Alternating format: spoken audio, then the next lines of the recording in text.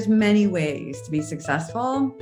That doesn't mean that they're happy. It does not mean that they're good people. It does not mean that they're making the world a better place. I think we've all seen most of these men and the, ones who were young and have not made the world a better place. And in fact are doing the opposite.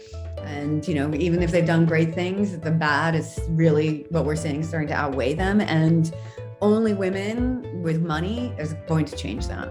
And so you have to ask yourself if it's too, if you think it's too late for you or whatever, depending on what your age is, would you want your daughter to have that? Yeah. And if that doesn't let a fire up your ass, I do not know what is. Then, you know what I mean? Then you are a Trump voter. It's just true. I mean, it's got to be, inspiring and scary for you at the same time. It's got to do something to make you want to make some changes. Hello and welcome to Voices with Talking Talent, the podcast that explores the real issues people face in the workplace. This is a space to have the open and brave conversations that inspire change and spark action. We're Talking Talent, and every week we'll be joined by a different guest. Stay tuned for discussions on the issues that business leaders are trying to overcome and what the future looks like for truly diverse and inclusive organizations. Hi, I'm today's host, Andrea Paulton, and I'm super excited for today's guest. Her impressive resume is so long, I don't even know where to start. So I just tried to condense as much as I could. So we have with us Jennifer Justice. She's the CEO and founder of the Justice Department, a consulting firm helping women build their businesses. We love that around here. And before that, she was the EVP and General Counsel at Resignation. For those of you that might know, that's Jay-Z. And so she's represented artists like Jay-Z, Beyonce, Outkast, Slipknot, and many, many more. She also has a podcast called Taking Care of Lady Business, which I've been listening to for the last 2 days nonstop. I highly recommend it. It's called Taking Care of Lady Business. So JJ, welcome. Can you please give the listeners your own introduction and tell us what you're currently doing and working on? Okay, thank you so much. Thank you for having me. It's great to be here. And thank you for that amazing introduction. Sometimes I listen to it and I'm like, who is that person she's talking about? So yes, I'm Jennifer Justice. I have a company called the Justice Department. I spent my career on the business side of creative endeavors for the most part, marrying art and commerce, and in the music industry predominantly. And the unique thing about the music industry is that artists, their soul, the team that they create around them is a manager, a business manager, or somebody who handles their money basically, and a lawyer and an agent. But an agent, what their main priority is their live experience. So they really don't have anything to do with the recorded music side of it. So the lawyer and manager end up doing a majority of the business for musicians and artists.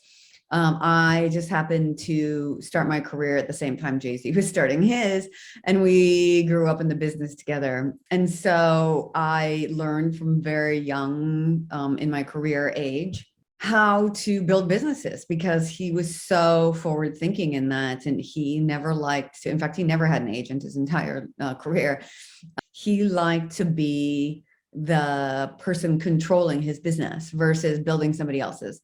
And so that's how I grew up as a lawyer, as an executive, as a business person, is figuring out to take somebody's core competencies and partner with somebody in order to build up a business out of it and real enterprise value, versus just doing sponsorships, endorsements for other people and building their businesses, right?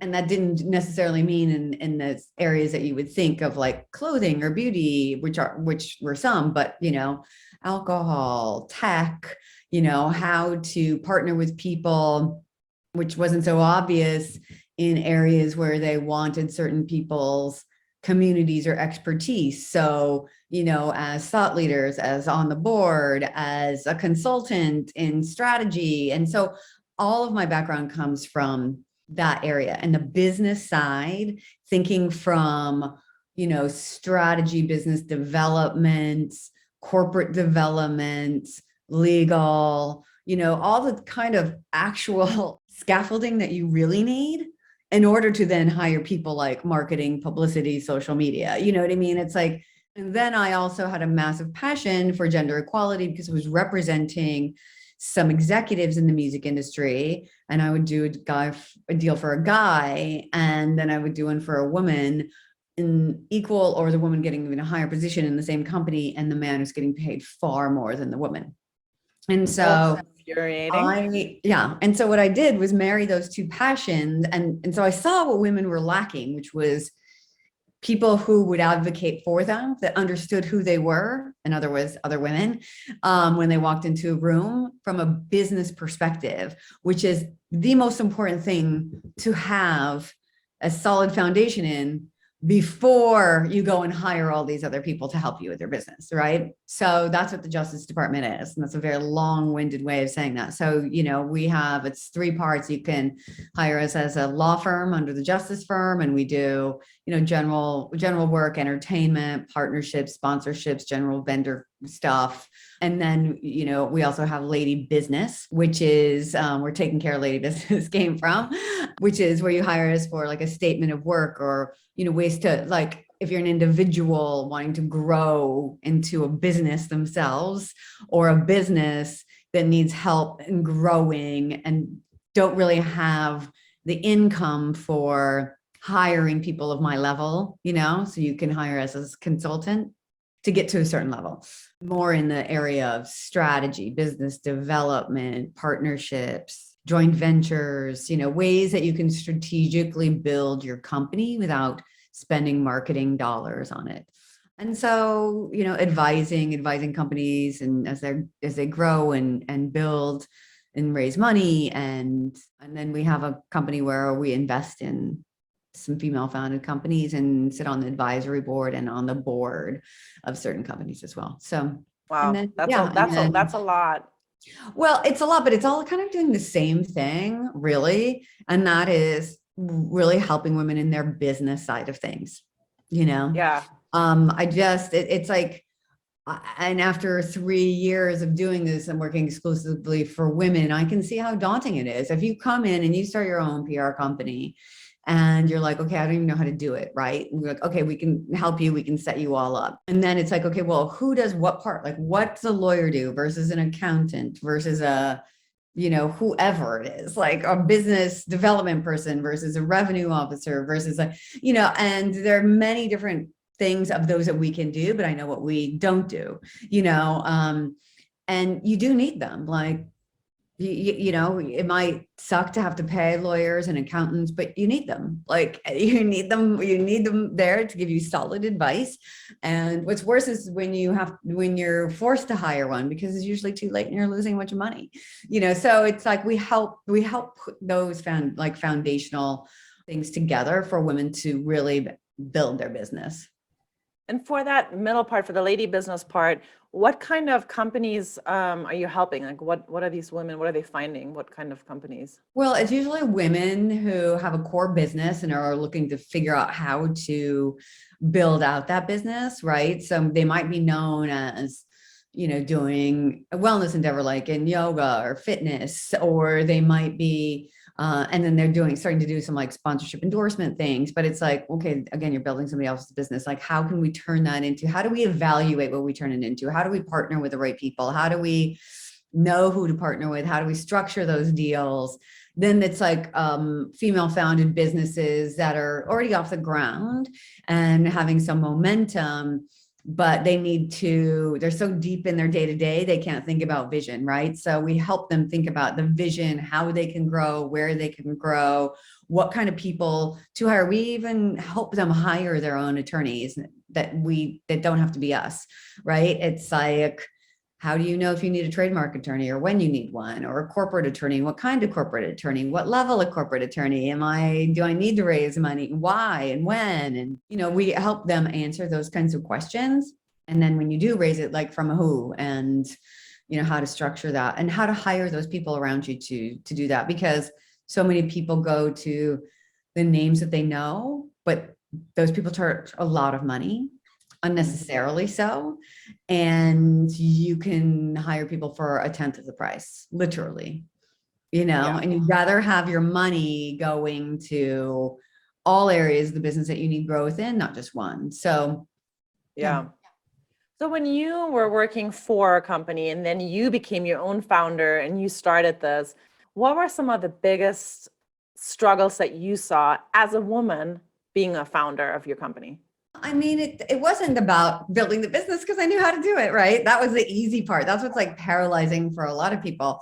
So that was easy. And it was not that hard to get clients because I'm known for representing clients anyway. And in fact, I knew that this was necessary because so many women were like, how do I find somebody who's just like you? And no. So that part was fine. What I struggled with most is the fact that I was really representing only women and seeing how many women didn't realize that they needed the services, that they thought it's like, well, I'm spending my money toward social media, or I'm spending my money toward PR, I'm spending my money toward like marketing. And it's like, okay, but if you don't have a proper entity, or you don't know how to grow, or the right people in place, or then it's all going to fall apart. Like, it's like, you got to be ready for that. There are some building blocks that have to be done. And the cost was daunting when they would turn around and spend $2,500 on a bag, but not on a lawyer. And it's like, oh my God, it's so it's that kind of stuff is like, and then the other, so it's an internal thing that women have about whether or not they deserve to have these kinds of services, or, even we represent executives doing executive deals and helping them, analyze where they should be, how much they should ask for, and we negotiate all that for them. How many women in such like large C-suite have never had attorneys negotiate their deals and just sign contracts, and you're just like, oh my God, this is like your family's, like, this is for your family. Like, this is the place where you walk away from them and you're not going to negotiate for yourself, or let somebody negotiate for you, or hire somebody. Like, it's insane to me. And then, because it's way beyond just your salary or your title. It's like, what if you get fired? What do you get? What's your severance? What happens if you die? Yeah. Do you get insurance? Like, if you have stocks, what happens to those with your family? How do they vest? Like, and then from an outside, external view, the company's going to look at you and go, she doesn't even like negotiate for herself. What's she going to do for me? Mhm. Exactly. I love that. I learned that early on when I was interviewing for a job. I had a guy friend tell me like, okay, what did they offer you? And I'm like, more than I thought. And he's like, so what did you counter offer? And I'm like, I didn't. I was so excited. And he's like, no, you always counter offer, no matter how excited you are about the job and the salary. And I didn't know. I know one ever told me that either. And none of my girlfriends have ever told me that. And I was younger at the time too. So I love that you're doing that in business, especially because it's still a man's world. I mean, we just did some research recently about how few CEOs are out there, how few female founders are out there. So I want to talk about that a little bit. Why do you think that is? Why are there such few women taking that step to become their own CEO or become a founder of a company? I mean, well, first of all, it's scary. We're not considered for those. We have our own internal doubts and things that we need to overcome on a daily basis. And, we're often the ones running the household, et cetera, and like focusing on ourselves and trying to break down those internal barriers and, limiting beliefs. It's very difficult. And then all the, from the, that's our internal, and then all the external on top of it, being told that we're not good enough, and all the statistics where, a woman is hired on experience, a man on potential. And, we're just not, there's only ever one, if you can see it, you can be it. And if we go somewhere and there's only one office, then why would we think that we could go anywhere else, And, the list goes on and on for that. Ageism with women, not for men. The peak of our career is meant to be in our 40s. We're men, it's 50s and 60s, like, and even the 70s, as we see all the new presidents coming in office last, but God forbid a woman is in her 70s. It's like, if she's younger, oh, she has her period, what's she going to do? And when she's older, it was like, she's old. like, oh, well, Yeah. Yeah. we She has, can't, we yeah. can't She's win. menopausal, so we can't hire Yeah. her. Yeah, Yeah. and I think it has to do with what we were just talking about too. It's like daunting. Women are traditionally gravitated toward more of the kind of creative and social careers. And so business is very daunting from that for them. And then, get a lot of bad advice. I mean, I had a client that was told by an accounting platform, you have these platforms. It's like, oh, you don't need your attorney sheet. We have forms. Like, oh my God, what? Okay, what if I just said you don't need a tax person? You can just use HR Block. What? I Oh my know. God. And then the advice is oftentimes taken without being asked. No, and they think, without oh, asking we're or going to save some researching. money. And it's like, okay, you go save that money, see what happens, and then they come to me when things go wrong. And it's like, it's too late. It's too late. Just put aside a budget, save the money, hire the right people, and know that's the cost of doing business. So for any of the women that are listening to you right now and they're on the fence, they have this idea of this great business they want to start, but they're on the fence and they don't know if they want to do it or not. Like, what's the number one advice that you have for them? Well, I say, like, look at yourself in 5 years from now. And if what are the things you're going to regret that you didn't do? Right. And why you didn't do it, what held you back? And if that's just fear, it's, that's, you're going to regret that. I mean, it's hard. Like, look, I'm a single mom. It's just me. I had my kids by myself. So there is nobody and no family money. We grew up with nothing, to fall back on. And so it is really scary. And I made all these decisions and like quitting jobs when I had no backup. And, it's insane, but it's also very freeing because as a woman, it's like the whole patriarchal work system was set up. So men didn't have to be bothered with, children during the day and like childcare and all these things. And I got to set up my life how I want to now on my terms. Yeah. And, but it is scary if you don't have backup money, if you haven't saved money. I mean, I know it personally, it's really scary. And I still get scared all the time, but I have to believe in myself and know. And I know that this is like what I'm doing and it's doing something with purpose and passion. It's really helping women. I know it is. And I know that even the message of like how we need to hire each other and give each other advice, and lift each other up and buy each other's products and all of that. I know that that is the path to building the matriarchal system in a system that worked for us and anyone who is an other who was not contemplated in the Constitution. It's the way we're going to change things. And it's only going to change when the mass of us believe it is, and operate in that way, which can be sooner than the 200 years that what we have to stop the gender pay gap in the US alone. 200 years it's going to be. It's absolutely crazy. And I think that women like you that are like paving the path for other women that do want to do that, I think speaking out like this is just so amazing. We're just so happy that you're here. And I want to talk a little bit. You mentioned your children. So you have twins, right? Yeah. Was it Nico and Jack? Yeah, Nico and Jack. Nico's a girl twins. Yeah. They're 8 and in the 3rd grade. Yeah. So we at Talking Talent, we coach working women, working parents, working dads, and everybody that's a caregiver. I would love to hear from you how your career trajectory changed or did not change once you had your children. Oh, it changed. Like it did a total 180. I just realized that, I was working for someone else, right? That like, I no longer, even though I would put up with ridiculous demands or toxic work environments and, just really horrible bosses. Like once I had kids, I was like, oh, no.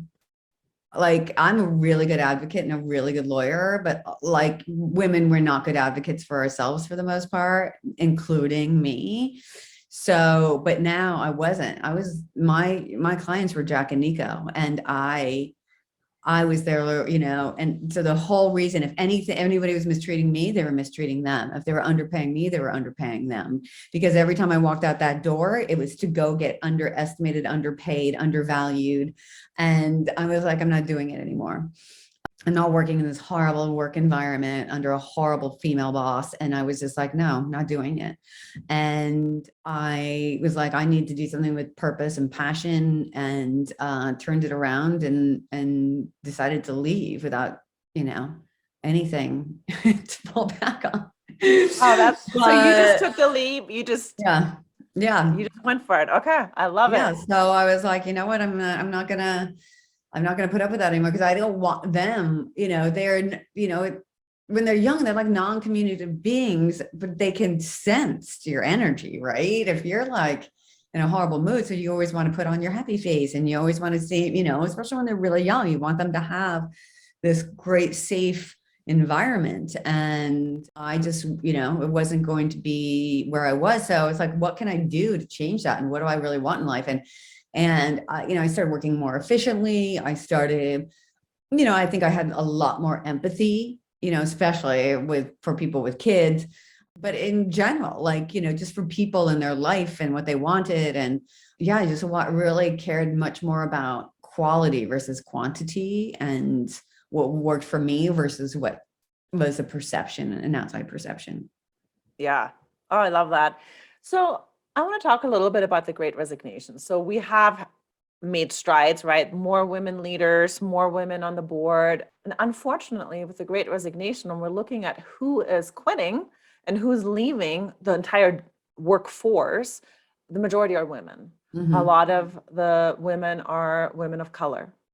So I want to ask you a little bit about that. With so many women leaving the workforce, what do you think is going to happen to it in the future? Are we going to go back to the Stone Ages where all men rule, or what are you foreseeing? No, what I foresee is more of them, instead of dealing with what I was dealing with, where we're supposed to pretend like we don't have kids, and they don't get sick, and that the workday, works for everyone, which it does not, or the school day works for everyone, which it does not, or the fact that you can only do your job during the day, when it's not true. You know what I mean? It's like you can trust people to get it done. I think that they're going to start finding businesses and starting businesses that work for them. I don't think people quit just to sit at home. It's not possible. They still have to work, but they're finding things. They're just not putting up with it anymore. And look, some of these women, it's because their husbands make more than them. And so they can, and it wasn't going to help at all to hire people, or they couldn't because of COVID. So, I think there's a lot of different scenarios. It wasn't one scenario, but I think we heard a lot from, especially the younger generation, who walked into these businesses and was like, why did you put up with this kind of work environment? It's fucking awful. Sorry, can I say that on this? Anyway, Yes, you can. it's super toxic. It's super misogynist, and it doesn't care about people's lifestyles. I think that's one reason. I think another is the financial reason. And another is that, it just showed people that this is a time of regeneration, and to do things that you really wanted to do. Yeah, I love that new generation coming in. I myself have 5 nieces, and just hearing them talk, and it's so different. It is so different, and they just assume it's going to be equal. They're not going Oh, in yeah. there. Yeah, they're just like, why don't I get this? Why, they talk very openly about their salaries. I come from the generation where you didn't talk about your salaries to somebody else, and they're just blurting it out. Like, how much do you get paid? I get this much for the same job. And it's been very interesting to see the difference. So I love that. Good. And with all these women that are starting their own businesses, have you seen an influx in the last couple of years, especially with COVID, in your own business, with more women founders coming to you? I don't think anymore, but because I only represent women, so I don't have a barometer. It's not like, oh, no, I actually see more men coming to me now, kind of the same reasons women do, because they never really fit into that traditional kind of thing. And they're like, you know what, I just really want like more diversity around me. And so I find that more men coming to me, not versus women, but in general, and I'm very honest with them. I'm like, this is who I am. Like, be forewarned that people will look me up and say like, oh, but I don't care. I'm virtually unemployable by a man anymore. So But that's really awesome that the men are coming to you, because that's also, again, we're opening up to, they're understanding how important it is, and they're understanding how powerful women are and can get them to the next level. I love it. So what's the future for you and your business? No, actually, let's I want to split those up. What's the future for your business? What are you foreseeing in the next couple of 5, 10 years? And then I also want to talk about your future, because it sounds like you do so much. There's going to be a lot more that you're going to be doing. Well, I think the future of our business is it's continue on this path, but what we're seeing is we're watching, companies that we started with a couple of years ago now doing their Series A and B and growing with them, and we have equity in it. And then, then we gain the reputation of being, an arbiter of good taste and good business, and more people coming to us. And where that pivots or grows, I'm just open. I don't try to like pivot us into one thing. I don't think it's like I don't know. I mean, and it's really about getting that message out there and knowing and showing women that there are other women that want to help you and that have been there. And, and that's what I started with that's why I started the podcast. It's like, all these women need this advice and they need to understand this. Like, and this is a way for them to do it in a more entertaining way, instead of saying like, I'm going to log on to some class. It's like, these are real women who've gone through it, who tell you, when to raise money, how to raise money, when, how to gain the confidence, what kind of businesses they started, why, how, what they listen to their own instincts. Doesn't matter, what somebody else told them. They still went the road less traveled and made it and did it and built it on their own. We're so inundated with like the 20-year-old who started a tech company and is a billionaire by 30, and then and it's like and it's like 200 times exit. It's like there's many ways to be successful. That doesn't mean that they're happy. It does not mean that they're good people. It does not mean that they're making the world a better place. I think we've all seen most of these men, and the ones who are young and like have not made the world a better place. They've, and in fact, are doing the opposite. And even if they've done great things, the bad is really what we're seeing starting to outweigh them. And only women with money is going to change that. And while the gender pay gap, we might make at most 80% of what white men do, down to 40%.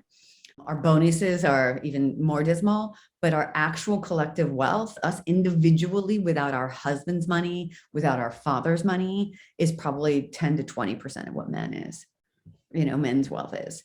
And that's really scary to me. And if women just did an assessment and said, if I don't have any money from my father, any money from my husband, any money from my brother, if you have money from your mother, great, count that, because that's maternal, like that's, you know what I mean? Mm-hmm. But if you did that assessment, it's probably pretty, and what you could live, how your lifestyle would be different, it's probably pretty dismal. And so you have to ask yourself, if it's too, if you think it's too late for you or whatever, depending on what your age is, would you want your daughter to have that? Yeah. And if that doesn't let a fire up your ass, I do not know what is. Then, you know what I mean? Then you are a Trump voter. Like, it's just true. I mean, it's got to be, inspiring and scary for you at the same time. It's got to do something to make you want to make some changes. Yeah. My mom was a homemaker, and her one advice to me always was, have your own job, keep your own job, have your own money. And I'm so glad that she did that, because I could have easily gone, in her path, and I would have been, relying on a man to have money in the bank. So I'm really glad that it's not just that though. It's like having your own job, right?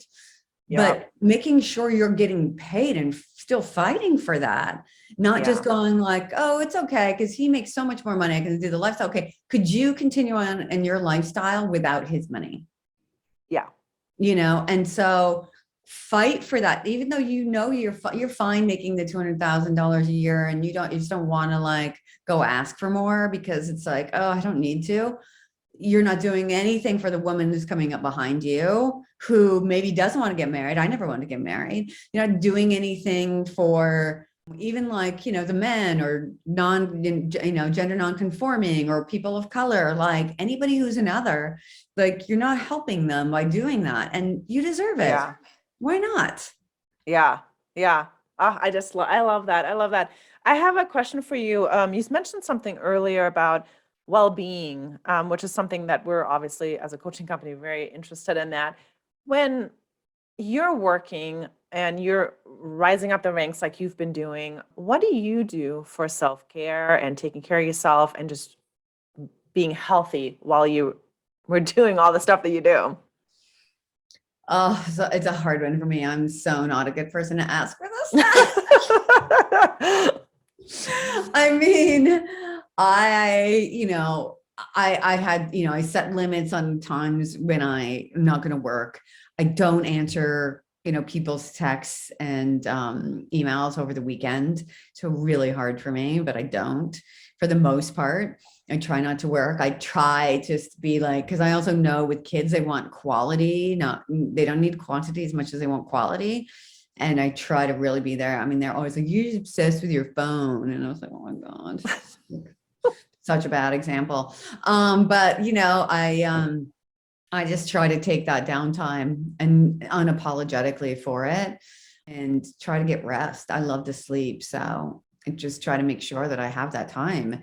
That's the minimum I can do. And I do, think that like taking those breaks and vacation is so important. And I do try to do that and say, I am not working. Like I am not, you're going to have to deal with it. Yeah, good for you. So when people want to find out more about you or they want to find you online, where can they go? They can find me at our website is the Justice Department, the DEPT.com, JUSTICE, DEPT.com. Find us on Instagram at thejustice.dep.com. And I'm at Jennifer Justice L on Instagram as well. And then the podcast, Taking Care of Lady Business, it's on Apple, Spotify, anywhere you can find a podcast. So download, subscribe, listen, please. And yeah, that's where they can find me. Awesome. I'll put all the links in the show notes so everybody can find you. Thank you so much, JJ, for being here. Keep kicking ass. We love to see what you're doing. And thank you for us women that you're doing this. Thank you for listening. This podcast has been brought to you by Talking Talent. We're a coaching organization that helps you develop, advance, and retain your talent. Together, we can create a more inclusive culture where your people and your organization can thrive. You can visit us online at talking-talent.com. That's talking-talent.com. If you liked what you heard today, please be sure to subscribe and leave a review. Thank you.